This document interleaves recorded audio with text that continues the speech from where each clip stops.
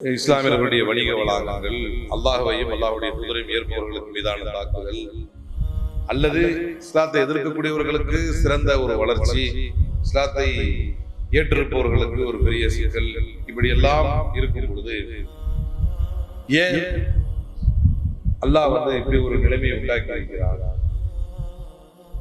எல்லா கதையிலும் எல்லா சூழலிலும் ஒரு எதிர்த்தரப்பு ஒன்று எப்போதுமே இருந்து கொண்டிருக்கவே வேண்டும். அப்பதான் அது நகரம். இன்னைக்கு உலகத்தில் ஒரு நியதி இருக்கிறது. அது என்ன நியதி அப்படின்னு சொன்னா, பணமோ செல்வம், அதாவது செல்வமோ பொருளாதாரமோ அதிகாரமோ அழகோ திறமையோ ஆற்றலோ ஏன் ஹிதாயத்தோ கூட ஒரு சுழற்சி மாதிரி தான். இவர்கிட்டயே நிரந்தரமா இருக்குன்னு யாரையும் சொல்ல முடியாது.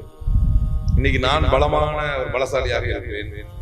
இப்போ உள்ள நுழையக்கூடிய அந்த சிறுவன் இப்போ 5 வயசு இருக்கும், 6 வயசு இருக்கும்.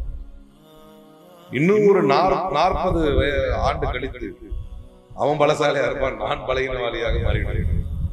இன்னைக்கு நான் அவனை விட பலமான ஒரு நபராக இருக்கிறேன்.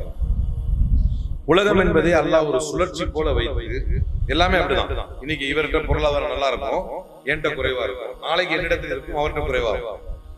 இன்னைக்கு அவர்கிட்ட ஹிதாயத் இருக்கும், அதை அவர் தற்காத்துக்கணும், பார்த்துக்கணும். மேபி என்கிட்ட நாளைக்கு மாறலாம் அந்த ஹிதாயத். இப்படி ஒட்டுமொத்த உலகத்தையும் ஒரு சுழற்சி போல அல்லாஹ் ஆக்கிதான் அதை சுழல வைக்க வைக்கிறேன். இதான் யதார்த்தம்.